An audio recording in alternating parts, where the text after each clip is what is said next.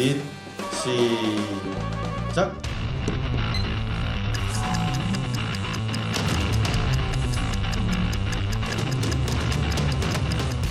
저걸 어떻게 해요? 또 언제 다 올려요?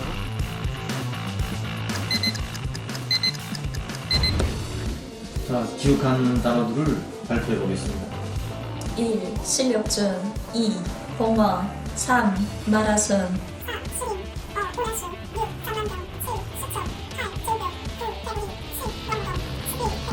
저걸 외운다고요? 순서대로. 이미 외워오지 않았을까? 유학생. 27분입니다. 네, 알겠습니다. 동방. 34분입니다. 아, 저렇게까지 한다. 번호까지? 그러니까 무작위가 어려운 거지. 여러분 너무 어렵죠 이거. 무작위. 오배선. 46분입니다.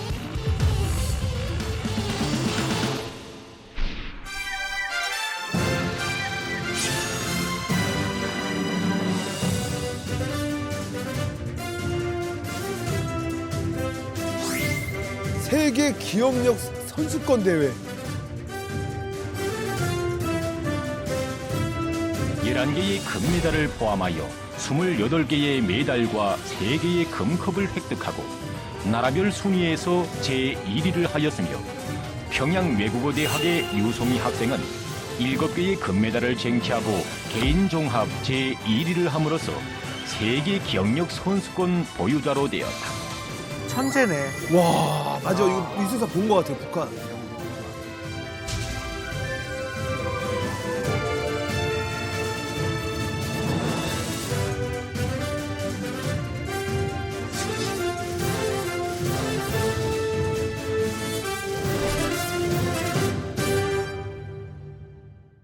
와 기네스북까지. 컴퓨터를 이야. 맞추면서 키울 수가 없어. 너무 대단한데 아니 이게 세계 기억력 선수권 대회라는 게 있는 거예요 이게? 이 공식 대회가 있습니다.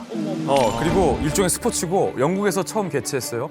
2022년까지 매해 개최가 됐으니까 벌써 36회째 이어지고 있는 나름 국제 스포츠 대회입니다. 이야. 말 그대로 기억력을 갖고 겨루는 스포츠 대회예요. 그래서 경기 종목이 10종목인데 랜덤 단어 기억, 15분 추상 도형 기억, 30분 이진수 기억, 5분 숫자 기억 등등 10개의 이제 종목이 있는데 여기서 북한 학생들이 무려 금메달 11개, 금메달 11개, 금메달 8개, 동메달 9개, 총 28개의 메달을 따내면서 종합 국가 성적 1위를 차지합니다. 특히나 아까 영상에서 나왔던 북한 대학생이 류송희 학생이 7개의 금메달을 획득했어요, 혼자. 그러면은 10개 종목에서 7개 땄으면 다 딴 거예요, 혼자. 그렇죠? 최고상인 국제 기억 대가상을 받고 또 세계 신기록을 세워서 기네스북 2022 책에 등재가 됐습니다. 대박. 야, 말이 안 나온다. 야 대박이네요 진짜. 북한이 이런 식으로 이제 뭐 어디 국제 대회에 누구도 막 내보내고 막 이런 거 하는 것도 솔직히 그냥 이미지 메이킹 하려고 하는 거 아니에요? 결국에는 막 금메달 많이 따와라 막 이런 거랑 비슷하지 않아요? 북한이 워낙 폐쇄적인 나라니까 이제 뭐 그것도 스포츠 아닙니까? 스포츠 하면 뭐를 합니까? 경기에서 이기면은 우승, 컵 주지, 국기를 띄워요. 북한을 마치나 자기네 정상국가 이미지를 보여줘야 돼갖고 하기 때문에 그냥 북한의 그냥 이미지를 그냥 좀 갱신하겠다, 좀 보여주겠다, 자기네들 정상국가다 하기 위해서 이것도 사실은 선전용이라고 보시면 돼요. 맞아요. 이게 이제 북한이 어쨌든 자랑할 게 별로 없잖아요. 그러니까 음악, 아까 말한 집단체조 같은 거, 그다음에 무슨 과학, 수학 경기대, 국제 수학 경기 올림피아드 나가서 꽤 성적이 좋아요. 맞아. 그리고 이제 국제 기억력 대회 같은 데서 저 우리 대학 후배거든 말하자면 외고 대학인데 그런 대회에서 나가면 음악도 잘하고 무용도 잘하고 외국어도 잘하고 과학도 잘하고 수학도 잘하고 따라서 조선민족은 세상에서 제일 우수한 조선민족 제일주의가 나오는 거예요. 그리고 조선민족 제일주의를 통치하는 자가 누구냐? 김정은 아니야. 아, 결국은 글리 가는 거예요? 그걸로 가는 거예요. 그러니까 김정은이 전 세계를 지도할 수 있는 충분한 능력을 가진 세계적인 탁월한 지도자다. 이런 것으로 다 연결시키는 거야, 그게. 창의력은 안 키워주고 그렇죠. 암기력은 그러네. 암기력, 기억력 키우니까 창의력은 없는. 그러니까 이렇다 그래가지고 그럼 걔들이 뭐 학문을 잘하느냐 그거 아니거든요. 학문에 가장 필요한 게 뭐냐면 사상의 자유예요. 이것도 생각해보고 저것도 생각해보고 거기서 새로운 게 나오는데 수학대에서 1등하는 것하고 정말 뛰어난 수학자가 나오는 건 다른 문제라는 거예요. 멋있어. 예를 들어가지고 옥스퍼드 대학에서 졸업생 중에서 1등 받는 애한테 메달을 수여하는 전통이 있었대요. 근데 그 전통이 있은 후로 100년 동안 옥스퍼드 대학에서 수학자가 안 나왔대요. 수학 교수만 나오고. 그러니까 사실은 그거랑 전혀 상관없다라는 거죠. 근데 북한은 과연 이 학생들을 어떻게 교육시키느냐 이거 궁금하지 않습니까? 네. 자, 이걸 어떻게 훈련받는지 보여줍니다.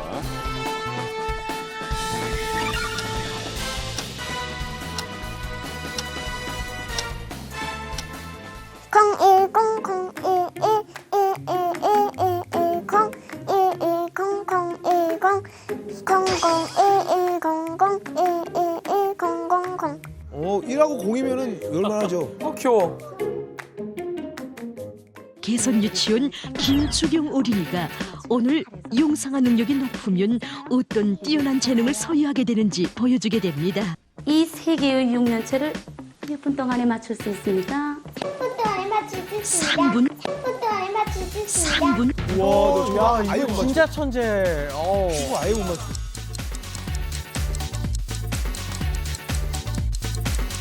엄마. 난 저거 한 개면밖에 못 맞추는데. 엄마. 수학적 사유를 가진 어린이들에게는 동시에 제시되는 계산식의 답도 용상화로 맞춰보게 하고 있습니다. 212, 287. 예, 두 식의 답이 꼭 맞았습니다. 와 대박이다 진짜. 이거 아무나 훈련시킨다고 되는 건 아니에요. 맞아요. 예. 네.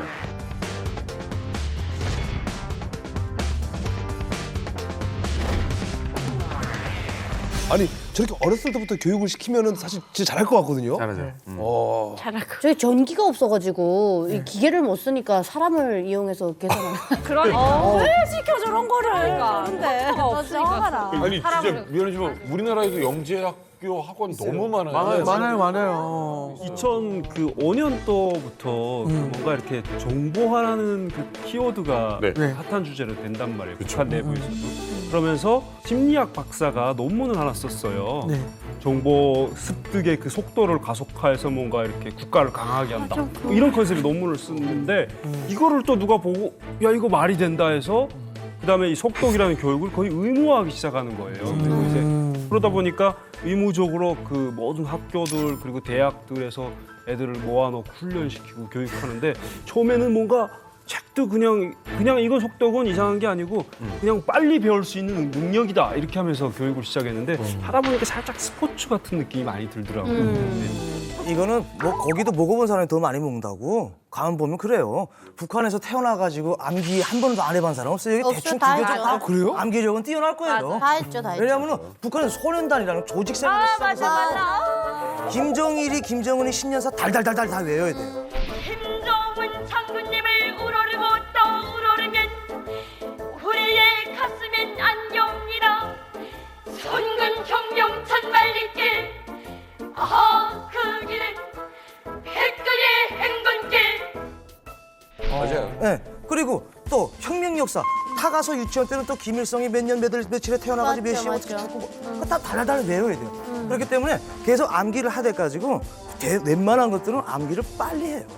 탈북 계획이 있으니까 미리 기술점 몇 개를 받았을 거잖아요. 네. 어쩌고 나갈 것이다. 약간 머릿속에 그 생각이 있었는데 그래서 그 길을 따라서 올라간 거죠.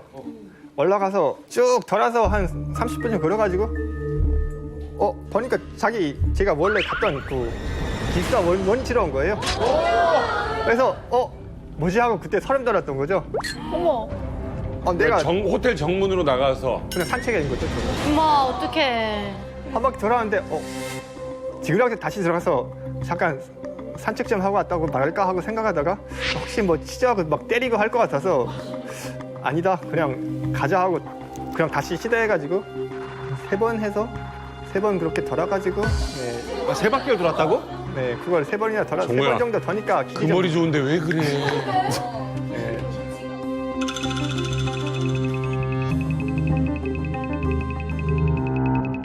학생들을 감시하는 사람들은 없나요? 대표팀이 어떻게 구성된다 하면 그러니까 학생 6명에 그러니까 선생님 2명으로 구성돼 있어요. 그러니까 감시라기보다는 그냥 약간 애들 버하는 네, 인설하는 그런 영이죠. 감시도 감시지만. 아 그래도 선생님 입장에서 학생이 하나 없어졌는데. 네.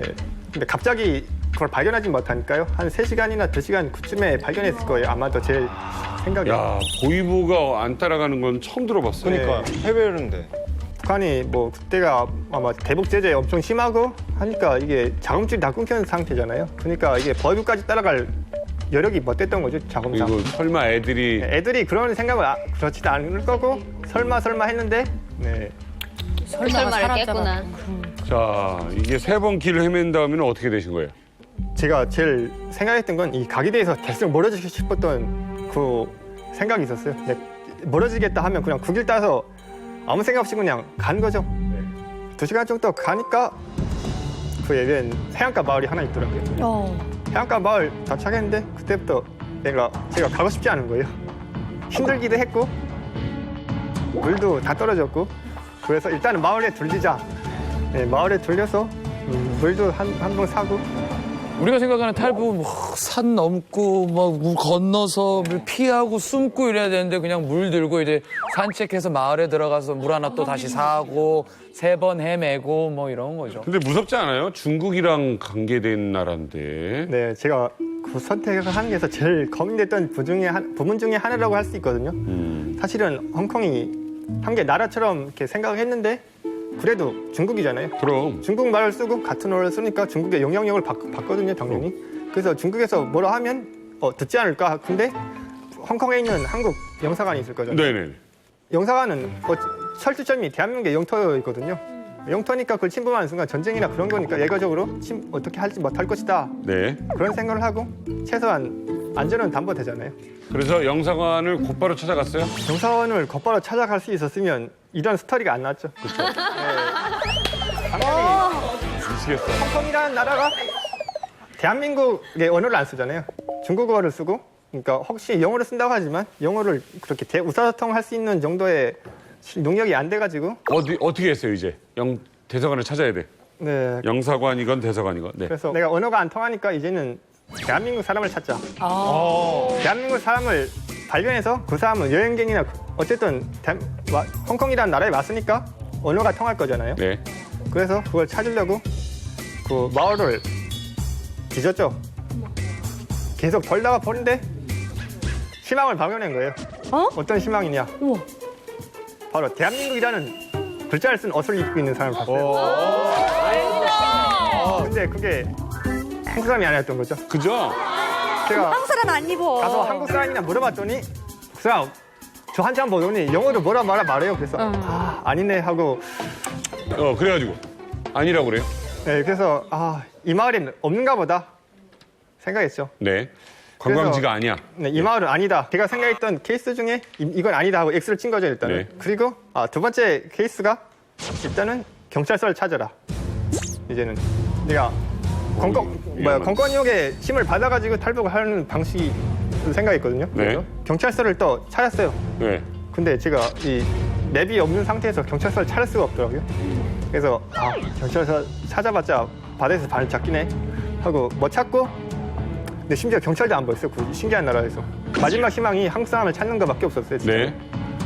근데 그래서 그 말이 없다고 했잖아요. 그러면 그 마을을 떠나야 돼요. 이제. 그렇죠. 그 마을을 떠나서 어디로 갈 것인가. 그러다가 벤치 앉아서 생각하다가 깜빡 잠이 들었던 거죠. 또. 여유 있네. 잘 때냐? 이게 지금 잘 때야? 자기가 탈북에는 자각이 없는 것 같은데. 아니 제가 지금 여태까지 탈북 얘기 많이 들었는데 탈북길에 낮잠 자는 얘기 지금 처음 듣는데. 길거리에서. 잠이 올까? 그러니까 아니 그러면 그런 생각은 안 들었어요. 내가 자는 순간 나를 찾으러 올 수도 있겠다. 낮잠을 잔 게 사람이 머리를 쓰잖아요. 그러면 머리가 필요해가지고 잠을 좀 자줘야 되거든요. 그래서 머리를 쓰게 해서 저절로 잠이 왔던 거예요. 정옥은 낮잠을 잤어요. 이제 정오는 지났고 한 3시쯤 넘었을 것 같은데. 그때가 해가 좀 저물려고 하는 5시, 4시. 5시 많이 야, 갔구나. 그때는 이제 이미 그 기숙사에서는 네, 난리 정호 씨 나서 찾고 창고에. 난리 났을 거 아니야. 예? 네, 그때부터 근데 날이 저물잖아요. 그래서 저에겐 이럴 게 하나도 없어요. 날이 저물면 춥잖아요, 일단. 몇 월입니까? 그때가 7월 그날이 정확히 생각나는 게 7월 16일. 네. 오늘 중으로인데 무조건 탈북을 해야 된다. 그러니까 영상을 찾아야 된다 하고 그때부터 머리가 바빠지기 시작한 거예요. 네. 그때서야 바빠졌어요. 좀 잤으니까 머리 다시 돌아갈 거야. 머리가 이제 좀 돌아가는데 공항에 가면 한국 사람이 있을 것이다. 분명 있다 이건. 공항. 네. 거의 100% 확신한 거죠. 네. 그래서 공항에 가자 일단. 우와. 그래서 택시를 타고 근데 택시 기사님이 어디로 가나 뭐라고 말을 하는 것 같았어요. 일단 이해는 못했지만 어디로 가겠다 물어본 것 같아서 어디로 가지 생각하다가 영어가 갑자기 생각이 안 나는 거예요. 그래서 에어 코리아. 에어 코리아. 홍콩으로 간 거야?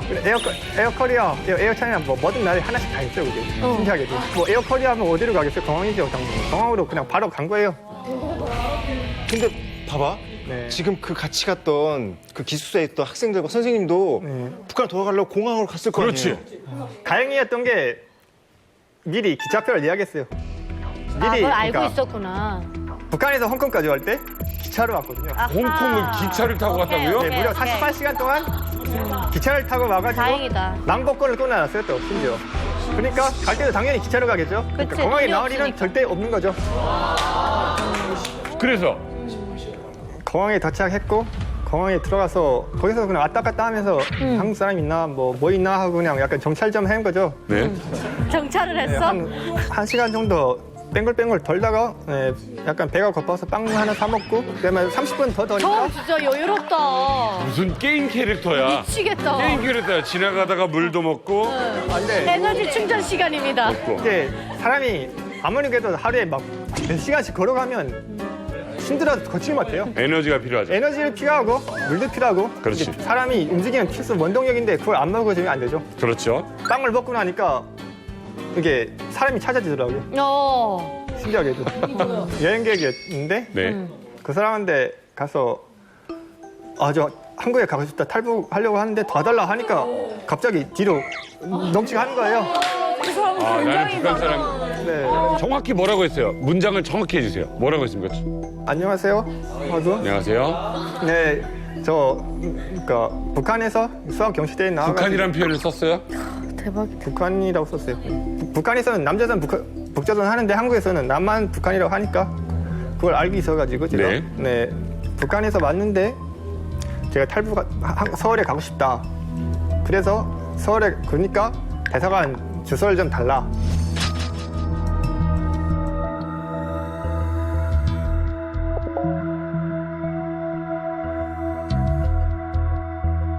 기다리고 한 5분 정도 지나니까 전화가 다시 오는 거예요. 네. 영사관 연락할 테니까 전화해라 하고 영사관에서 전화 와서 전화를 통화해가지고 영사관 주소를 직접 받아가지고 다시 택시를 타서 어머나. 홍콩 영사관까지 간 거죠.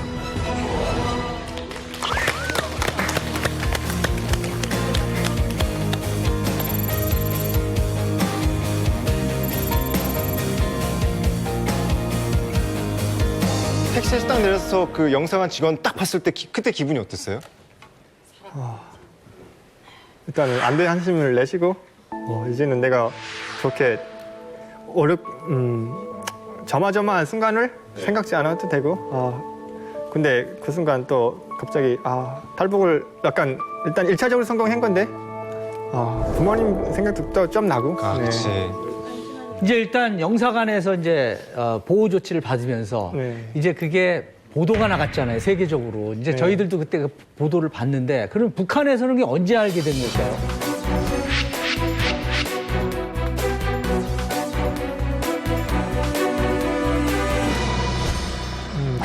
그 상황을 전혀 알 수가 없었어요. 후에 듣기에는 아주 한국에 도착해서야 그 사실을 알았고 제가 언론에 나온지도 몰랐어요. 홍콩 측에 실종 신고를 했다고 그래요. 그래서 홍콩 측에서는 뭐 북한에 알려줄 수가 없었나요? 그러니까 일단은 북한에서 실종 신고를 했잖아요. 그러면 외교 문제상 홍콩 정부는 나의 행방을 알아봐 줄 의무가 있거든요. 그러니까 근데 또 대한민국 정부에 매겨 볼 때, 그러니까 제가 들어왔잖아요. 그러면 네. 들어왔다고 홍콩 측에 또 알려줘야 돼요. 그러니까 서로 맞았던 거죠. 북한에서 실종 신고했고 한국에서는 들어왔다 하고. 그러니까 그 사람이 맞냐 하고 확인하러 온 거예요. 아, 확인하러 왔어요? 네. 근데 뭐 맞죠? 영사관으로 확인하러 왔어요, 홍콩 사람이? 네, 홍콩 경찰이 직접 왔더라고요. 그러면 이제 그 아까 외신 그 기사 같은 경우는 그렇게 나왔다고 했고 그러면 정호군은 실제로 영사관에 들어간 지 며칠 만에 한국으로 오게 되신 거예요? 제가 들어간 날짜가 탈북을 시행해서 7월 16일 날 탈북해서 바로 그날 저녁에 영사관에 들어갔고 독특해. 7월 16일 날이고 한국에 도착한 날짜는 9월 14일. 그 영사관에서 생활할 때 좀 불안하거나 뭐 이런 건 없었어요, 전혀? 혹시라도. 가장 불안했던 건 처음에야 뭐 그냥 좋았죠. 근데 시일을 지나면서 갑자기 어떤 소리를 들어나면 중국에서 그러니까 베이징 대사관에 있는 탈북자들이 막 5년, 10년 있는데요. 제가 길게 지금 있는 막 경우 2, 3년. 그냥 한참 젊었는데 5년이라는 시간은 나에게 한국 시기죠. 그걸 빼앗으면 나는 뭐 거의 20대가 다 사라지는. 네. 그러니까 불안한 거예요, 진짜로.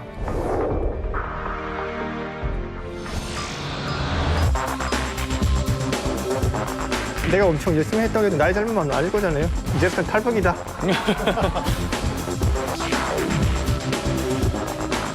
바로 서울대 수학과에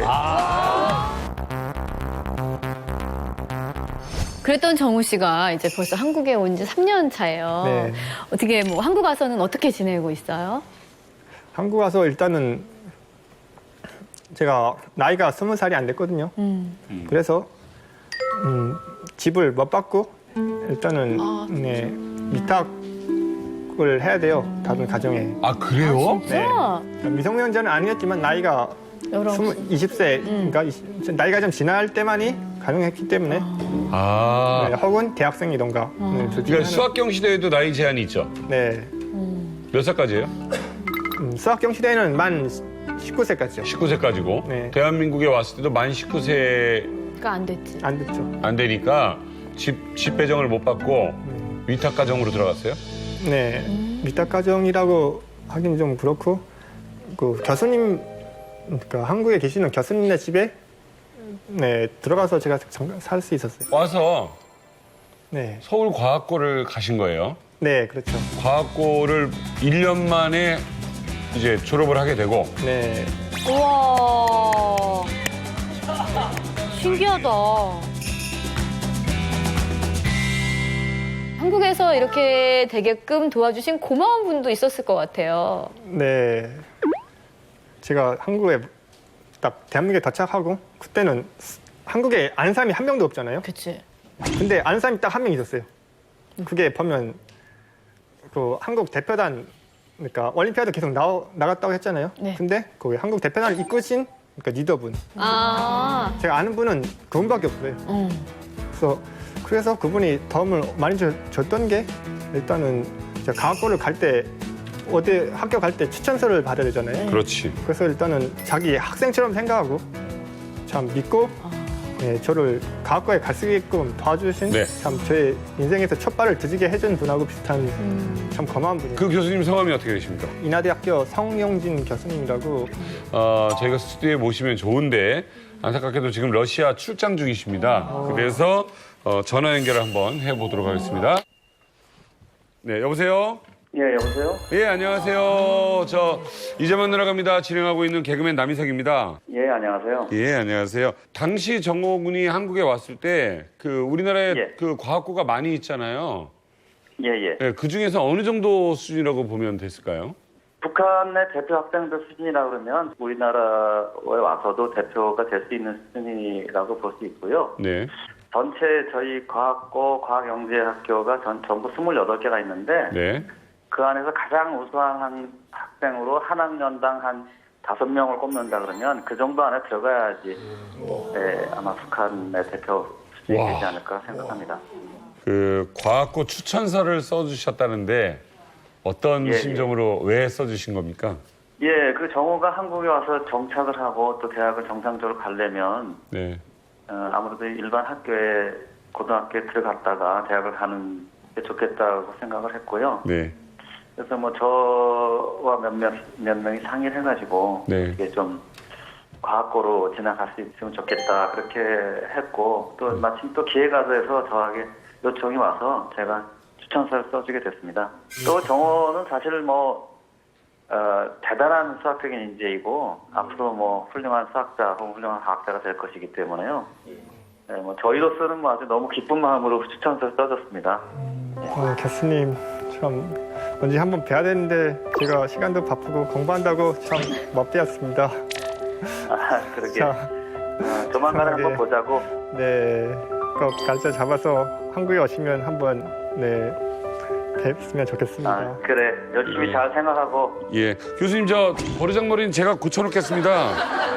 예. 예, 교수님 앞에서 지가 바쁘다고 얘기하는 학생은 오랜만에 만나서 예, 네 고맙습니다. 러시아에서 고맙습니다. 예, 전화 연결해주신 송용진 교수님 고맙습니다. 자, 평소에 수학 문제 풀면서 어떤 생각이에요? 네, 최근에 들면서 참 제 수학에 가르쳐 주신 분이 아빠가잖아요. 네. 참 아빠기도 하지만 저에게는 스승, 네, 인생을 가르쳐 주신 분이기도 하고 그런 분이 지금 저하고 떨어져 있고 북한에 계신다는 게 매우 슬프고 또 제가 세상에서 제일 존경하는 분이기도 하고 해서 가끔 문제 풀고 또 계속 있을 때도 아빠 생각이 제일 많이 나고 네, 그랬던 것 같아요. 가슴속에 아버지한테 하시는 말씀 있죠? 아빠, 너 지금 한국에 와서 많은 분들이 도움을 받고 또 이렇게 이만큼 나오면서 아빠가 바라고 있는 대로 잘 살기 위해서 노력하고 있고 또 언젠가는 꼭 만났으면 좋겠어. 아빠, 엄마 참 꼭 제가 꼭 잘 돼서 아빠, 엄마를 다시 보는 그날까지 열심히 할게요. 그래서 준비했습니다. 어머나. 김정은이 리서츠를 만나기 전에 잠깐만. 이 포스터가 이렇게 쓰입니까? 이 포스터가 누군가를 사랑했던 여자가 있었다면 그 여자와 왜 헤어질 결심을 했을까? 이건 과연 사랑이었을까? 아니면 그릇된 욕망이었을까? 짙어지는 의심, 깊어지는 관심, 여심을 잡기 위한 김부자의 선택은 과연 누구였을까? 주인공은 바로 누구지? 누구지? 뭐야? 우리에게 좀 생소할 수 있지만 누구야? 리어심이라는 리어심. 인물입니다. 자, 항상 김정은 옆에는 리설주가 있는 게 당연한 거죠.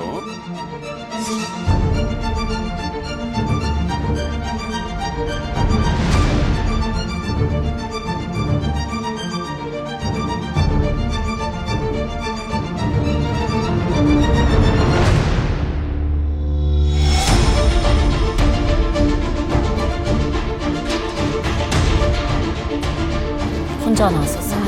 쉽게. 그 싸울 수 있지 부부니까.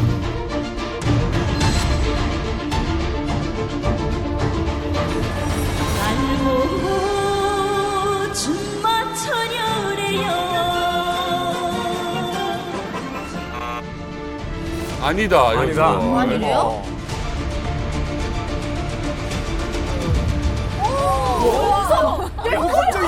갑자기. 귀신이야? 왜 그래요? 나 아까 사실은 박상희 선생님인 줄 알았어요. 너무 예쁜데?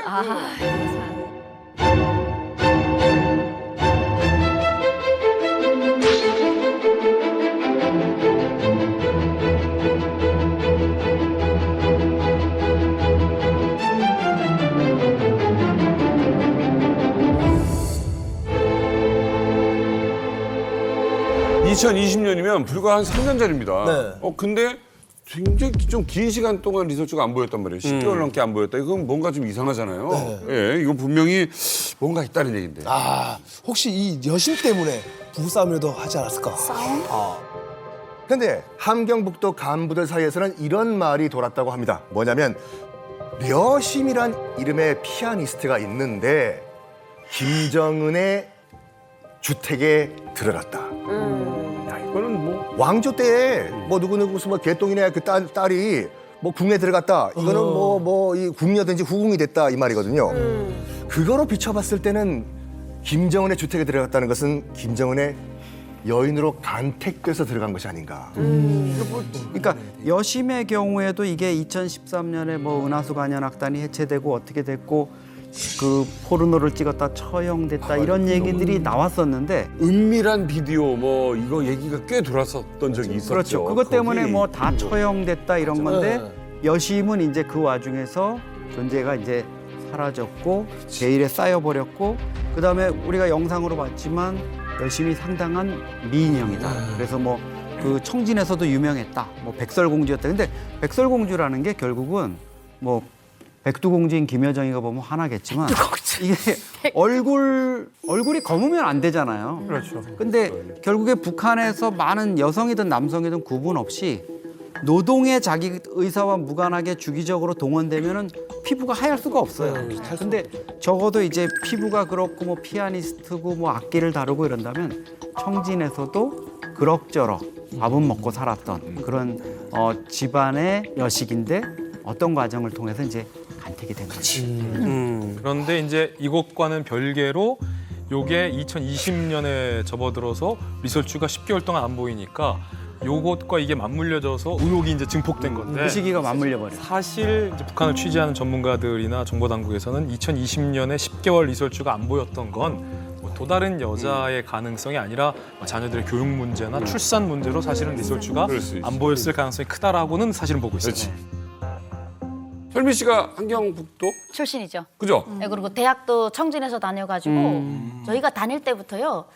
북한이 낳은 최고의 피아니스트 여심, 천재 피아니스트로 청진에서는 유명했어요. 유명했어요. 엄청나게 유명한 집안의 여식이었고 사실 저는 지금 김정은의 여자라니까 많이 놀라운 게 제가 북한에 있을 때는 여심이는 김정일의 여자로 알고 있었어요.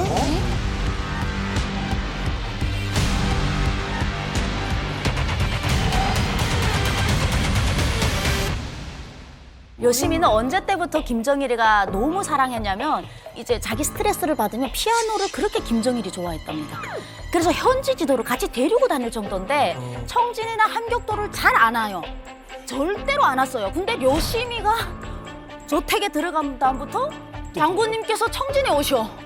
그런데 장군님이 뭐라고 했냐면 너 고향이 청진이니까 엄마 한번 보러 와라. 한번 저택 들어가면 못 나오잖아요. 그래서 따라가서 엄마를 몰래 특각에서 만났는데 엄마가 이제 또 자랑을 하잖아요.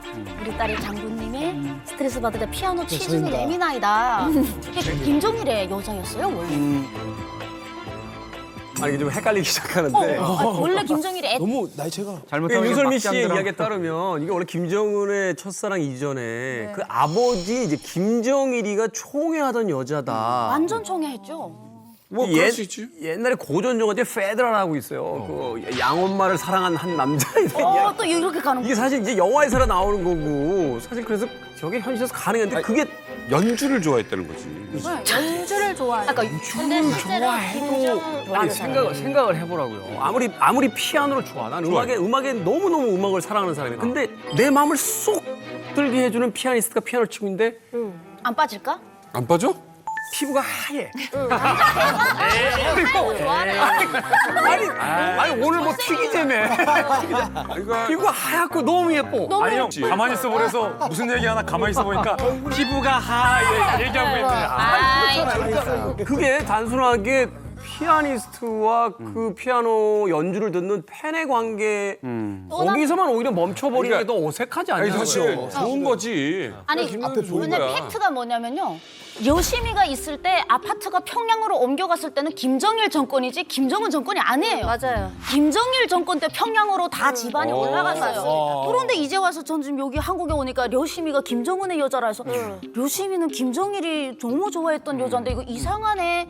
근데 그럴 수도 있겠다라는 생각을 하는 게 계속 데리고 다녔으니 김정은도 봤을 거 아니에요. 저택 공연을 집에서 이제 때 없이 쳐주니까. 그리고 나이도 리설주보다 한 살 어려요. 이제 연애 때도 나이는 사실 김정은과 맞는 게 맞는데 맞죠. 사실 김정일 때 려심이가 나이 차이 나긴 하는데. 지금 그 자, 박성희 소장님께 여쭤보겠습니다. 지금 이야기가 좀 나오고 있어요. 네. 김정은의 여자인지 김정일의 여자인지 지금 정확하게는 모르겠는 거죠. 근데 어쨌든 김정일도 굉장히 총애했던 여인, 뭐 남녀 관계인지 아닌지는 정확히 모르겠습니다만, 근데 이제 김정일의 여자였다라는 가정하에 김정은은 어떤 마음일까라는 생각을 좀 해보면 우리 심리학에서 아주 고전적인 이슈가 하나 있어요. 오이디푸스 컴플렉스라고 아빠의 여자인 엄마를 사랑하게 되는 아이에 대한 누구나 사실은 남자아이들이 3세에서 6세에 다 겪는 심리적 현상이라는 거죠. 난 엄마가 너무 좋아. 그래서 엄마랑 결혼하고 싶어. 근데 엄마랑 결혼하려고 보니까 옆에 한 남자가 있는데 하필이면 아빠예요. 근데 그 아빠랑 맞짱을 뜨기에는 너무 센 거예요. 네, 그래서 이 아이가 포기합니다. 마음으로 내가 살 수 있는 방법은 그냥 아빠랑 동일시해서 저 아빠를 닮아서 아주 멋진 남자가 되면 그때 엄마를 차지하든지 엄마 같은 여자를 차지할 수 있을 것이다라는 것이 오이디푸스 컴플렉스예요.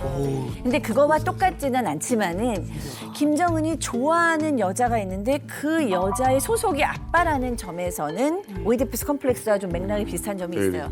그런데 김정은은 보통 아이들처럼 그 욕망을 포기한 것이 아니라 결국은 쟁취를 합니다. 왜냐하면 아버지도 왕이야? 나도 왕이야. 나도 해볼 만해. 이러고 결국에는 이제 아버지가 시름시름 앓을 때부터 어쩌면 이제 돌아가시고는 본격적으로 그 여자를 이제 나의 소속으로 이제 만들어버리죠. 근데 저는 이제 고민을 해봤어요. 마음이 편했을까? 저는 굉장히 이 부분에 대해서 려심이란 여자에 대해서 김정은의 그 속내는 복잡했을 것이다.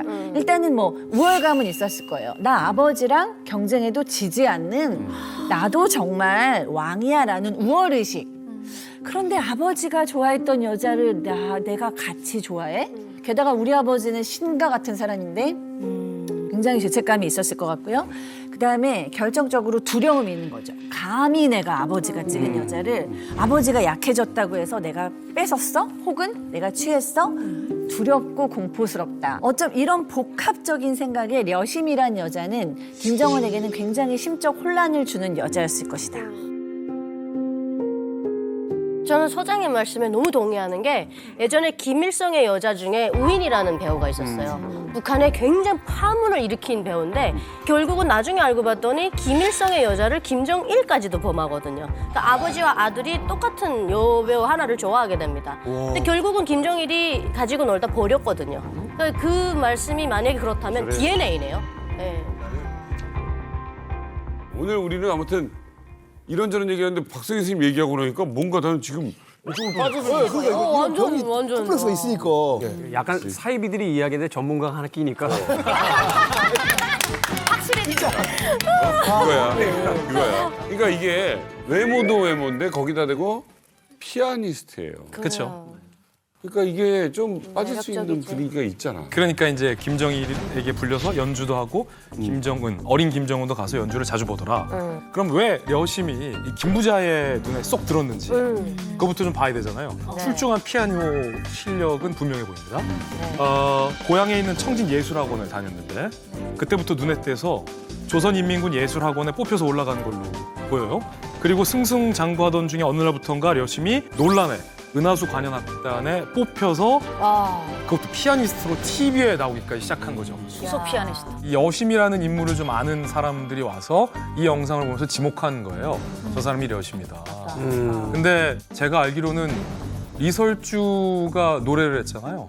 가수였잖아요. 리설주가 노래할 때 뒤에서 반주도 했죠. 려심이. 예. 그래서 뭔가 리설주와도 출신 배경이 굉장히 좀 비슷하고 또 김정일, 김정은 부자가 워낙 이 아티스트 쪽을 총애하고 편애하니까 이런 의혹들이 많이 나오지 않았나. 무려 12년이라는 세월 동안 전 국민을 감쪽같이 속여버린 사람이 있었는데요. 자, 제가 그분을 소개를 해드리겠습니다. 그분의 이름은 무하마드 깐수. 아버지는 선교사 출신 필리핀인, 어머니는 레바논인이었습니다. 그래서 무하마드 깐수구나. 깐수가 된 거죠. 네.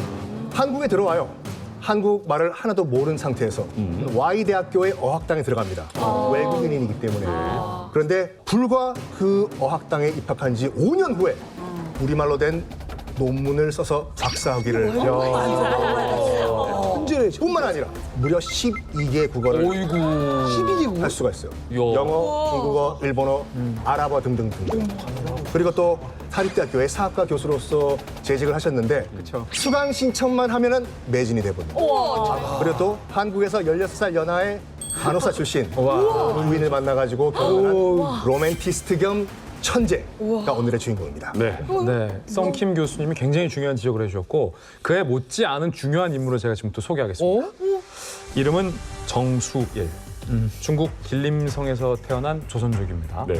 조선족 최초로 베이징대의 아랍어 학과에 입학해서 우수한 성적으로 졸업을 합니다. 그리고 모로코 주재 중국 대사관에서 2등 서기관으로 근무한 엘리트 조선족이기도 합니다. 그런데 어느 날 갑자기 북한으로 귀화를 해버립니다. 그리고 북한 당국의 지령을 받아서 한국으로 몰래 넘어옵니다. 자, 태생부터 자라온 환경 그리고 과정 모든 게 다른 이 두 사람. 이 두 사람에게는 어떤 공통점이 하나가 있습니다. 젊었을 때 한 인물이다. 아랍 사람 같아. 뛰면 정수일. 코스열 붙이면 깐수. 뛰면 정수일.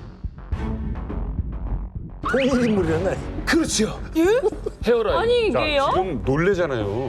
아예 다른 이 두 인물이 네. 한 사람이다. 아, 이거 너무 놀라운데? 자, 이슬람 문화 한국 최고의 권위자이자 전문가면서 문명 교류사에 있어서 어떤 한 획을 그었다고 해도 모자람이 없는 깐수 교수가 간첩이라니 학교, 제자 그리고 학계에 큰 충격이었는데요. 당시 상황 보시겠습니다. 이게 있어요? 맛있겠다.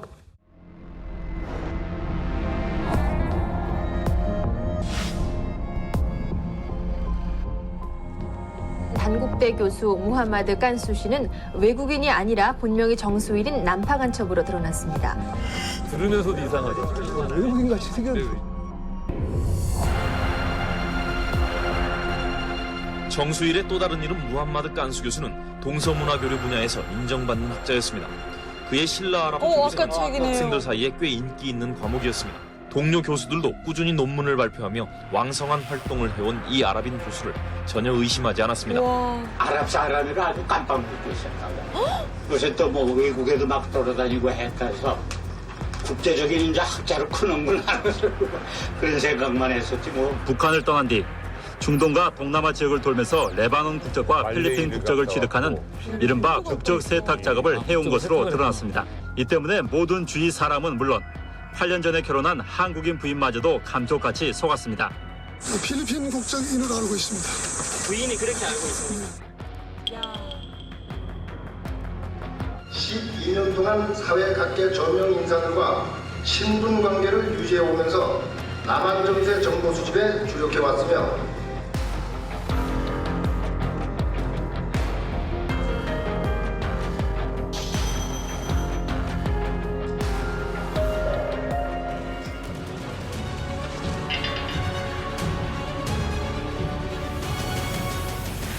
정수일 씨는 조선족 출신 중에서도 가장 뭔가 엘리트 취급을 받았던 그런 인재 중에 인재였고요. 그런 사람이 어떤 나의 조국은 중국이 아니라 조선이다라고 이제 당당히 소신을 밝히면서 1963년에 아내와 함께 북한으로 귀국을 하게 됩니다. 부푼 꿈을 가지고 북한에 들어왔어요. 근데 하필 타이밍이 안 좋았거든요. 왜? 북한이 당시 그때 반종파 투쟁 이러면서 중국에서 들어온 그렇죠. 연합한 거예요. 밀어내고 이제 순종주의를 강조하던 때였어요. 그때가. 그러다 보니까 뭐 중국에서 뭐 이렇게 했다지만 너는 어차피 우리와 다른 계열, 다른 파니까 평양 외국어대학 아랍어과 교수로 재직을 하게 되죠. 또 그런 재직을 하는 도중에 1963년 김일성을 방문한 그런 아랍 대표단의 어떤 통역을 맡기도 했었습니다. 김일성 통역은 어마어마한 그렇죠. 1호 통역. 저기 지금 이집트의 나세르 대통령이에요.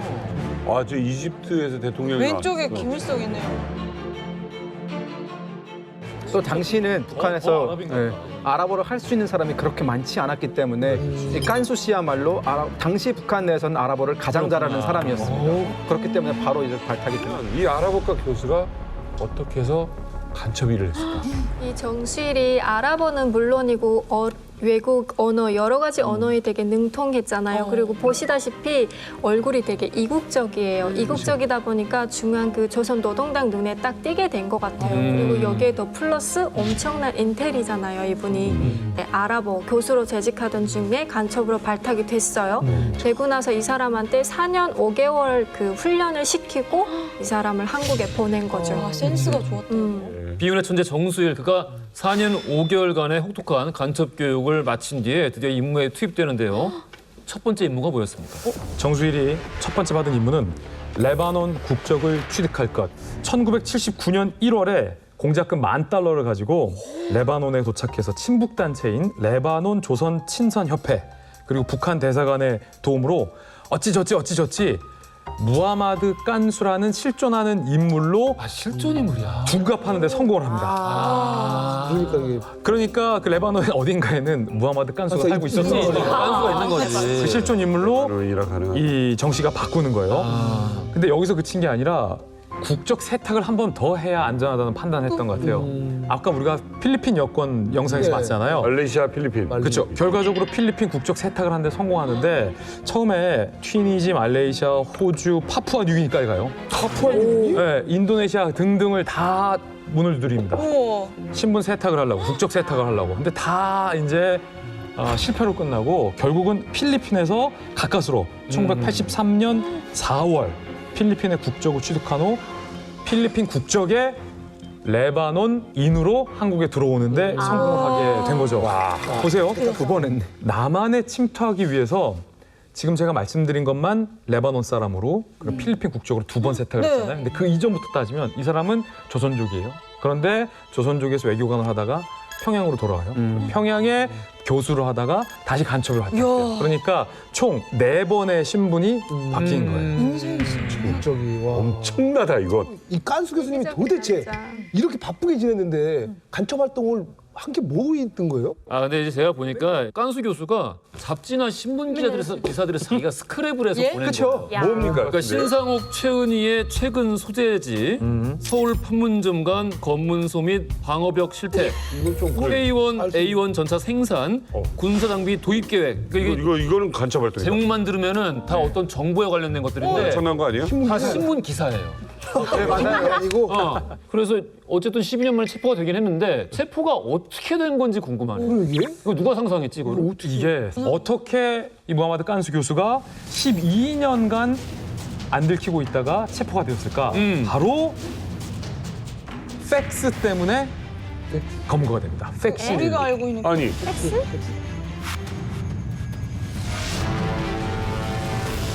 7월에 체포가 됐잖아요. 4개월 전으로 시간을 쫙 돌려볼게요. 4개월 정도 알았구나. 네, 서울에 프라자 호텔이라고 있습니다. 시청 앞에 지금도 있는 그 프라자 호텔에서 뭔가 중요한 첩보를 안기부가 감지해냅니다. 프라자 호텔에서 팩스를 이용해서 남한의 주요 정보, 대한민국의 주요 정보를 중국에 있는 북한 대사관으로 누군가가 보낸다. 근데 이거는 사실은 팩스는 다 기록이 남아요. 통신 같기 때문에 안기부가 그 주변에 CCTV를 쫙 갑니다. 그래서 용의자를 특정해내는데 외국인으로 보이는 남성이 프라자 호텔에서 정기적으로 팩스를 이용한다. 그런데 그 외국이 어느 쪽이냐면 이 아랍권 외국인 같다. 국정원이 안기부가 몽타주까지 만들어요. 근데 웃긴 게 몽타주까지 만들면서 누가 봐도 몽타주가 깐수 교수인데 그때까지만 하더라도 안기부가 깐수를 그리면서 하지만 깐수라고 깐수는 생각을 못했던 거야. 아예 연관상이 없었던 사람. 왜냐면 깐수는 그 깐수거든. 해본 사람 있겠구나 그냥. 예. 그래서 누가 봐도 깐수 같은 몽타주를 그 프라자 호텔 관계자들에게 다 줍니다. 뭐 로비랑 이런 데 돌렸겠죠. 자, 그때부터 안기부가 그 프라자 호텔을 감시하고 철저하게 모니터링하고 4개월간 그게 이어집니다. 4개월 뒤 바로 7월 3일 낮 12시가 지난 시각 플라자 호텔 로비에 몽타주랑 똑같이 생긴 외국인이 호텔 로비로 들어와서 팩스를 사용해도 되겠냐고 물어봐요. 호텔 종업원이 딱 봤어. 프론트에서 쓱 꺼냈는데 너무 똑같아. 어떡해요. 이분이 오셨네. 이분이 오셨어. 왔어. 그러니까 호텔 종업원은 이분이 깐수 교수라는 건 몰랐는데 몰라요. 몽타주가 똑같아. 너무 이분이었어요. 똑같아. 그래서 호텔 직원이 여기서 순간적인 기지를 발휘합니다. 어떻게? 아 제가 지금 팩스가 고장나서 잠시만 기다리세요라고 가서 신고하는 거야. 안기부에 신고를 한 거예요. 몽타주랑 똑같은 남성이 팩스를 사용하러 왔습니다. 라고 해서 바로 붙잡힌 게 알고 봤더니 무하마드 깐수 교수였죠. 깐수라는 사실도 충격적이었는데 우리는 지금 알지만 깐수 교수가 지금까지 밝혔던 모든 것들이 다 가짜였다는 거예요. 그의 연구 실적만 빼고 바이오그래피 그의 본적, 뭐 예를 들어서 고향, 국적, 뭐 취미생활, 이름, 한국어 실력 만들어진 거구나. 다 가짜였고 그냥 팩트는 난파 간첩이었을 뿐이라는 사실이 사실은 안기부도 놀라고 전 대한민국 국민이 다 놀랄만한 그런 검거 사건이었죠. 일단 뭐 어쨌거나 이제 한 나라의 정보를 빼돌린 거잖아요. 그렇죠. 그러면 간첩 신분이 들통난 후에 어떤 좀 처벌을 받았어요? 간첩으로 체포됐으니까 국가보안법 위반이고 무려 12년간 위장 간첩으로 대한민국의 정보들을 북한으로 직접 빼돌렸던 인물이기 때문에 사형? 그때 당시 사형을 구형했습니다. 그럴 수밖에 없었던 입장이기도 해요. 우리나라 정보 당국에서도. 12년 동안 했는데. 그런데 최종적으로 사형이 구형됐는데 형량이 징역 12년을 선고받는데 그칩니다. 근데 이게 참 아이러니한 게 이 깐수가 국내에서 12년간 간첩으로 활동했잖아요. 그렇죠. 근데 사형을 구형했지만 12년형 똑같이. 그러니까 12년. 그런 의미를 그때 재판부가 부여했는지는 잘 모르겠으나 이제 와서 제가 생각해 보면 12년간 간첩으로 생활했던 기간만큼 12년간 수감하면서 하루하루를 속죄하라 라는 의미로 굉장한 선처를 해준 거예요. 이례적인 선처. 그러니까 무기로 감형 정도가 보통인데. 그렇죠. 그래서 그때 재판부가 왜 선처를 이렇게 해줬는지에 대해서 세 가지 이유로 바뀝니다. 첫 번째, 다들 말씀하셨듯이 북한으로 열심히 나르긴 했는데 그다지 그걸 국가 기밀로 볼 수 없다. 첫 번째. 두 번째, 간첩은 맞지만 국내에서 그간의 연구한 업적들이 너무 국내 학계 발전에 탁월하다. 기여를 했다.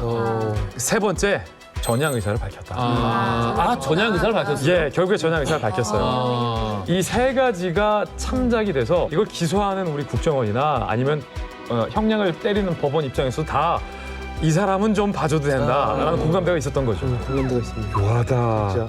이렇게 학문에 대한 열정도 많고 제재에 대한 사랑도 있고 나의 연구에 대한 애착도 있고 조국에 대한 사랑도 있는데 바로 이북에 남겨진 가족들 때문에 처음에는 전향을 하지 못했다고요. 그런데 한 사람 때문에 논문도 아니고 연구도 아니고 딱 한 사람 때문에 전향을 하기로 결심을 합니다. 아내. 남한에 있는 아내. 이 나쁜 남편에게 속아서 우리 남편은 아랍인인데 국적이 필리핀이에요 라고 12년간 남편한테 까마득하게 속고 살았던 그 불쌍한 어린 아내. 난 그게 너무 미안했을 것 같아. 그 아내 때문에 깐수 교수님이 전향을 하기로 결심을 하고 자 여기 제가 아내에게 보냈던 옥중에서의 무하마드 깐수 교수님의 편지를 제가 가져왔습니다. 읽어드릴게요. 나는 당신에게 인고의 쓰라림을 더 이상 안겨주지 않기 위해 나를 잊어달라라고 단장의 절규를 한 바 있소. 단장의 절규. 그러나 당신은 기다림으로 잊음을 멀리하겠다고 정령 기담 같은 큰 사랑으로 내게 화답해왔소. 사실 하염없을 기다림이란 그 자체가 그리움이고 외로움이고 괴로움이 아니겠소. 당신은 이 모든 것을 운명으로 받아들이고 단호하게 그 괴로움인 기다림을 선택했어. 그 문학이네 문학. 그러니까 진짜. 이게 무슨 시네. 주옥 한편의 같다. 문학이고 그냥 지금 교과서에 실어도 될 것 같은. 아니 학자의 글이 아니야. 이건 진짜 문학인데?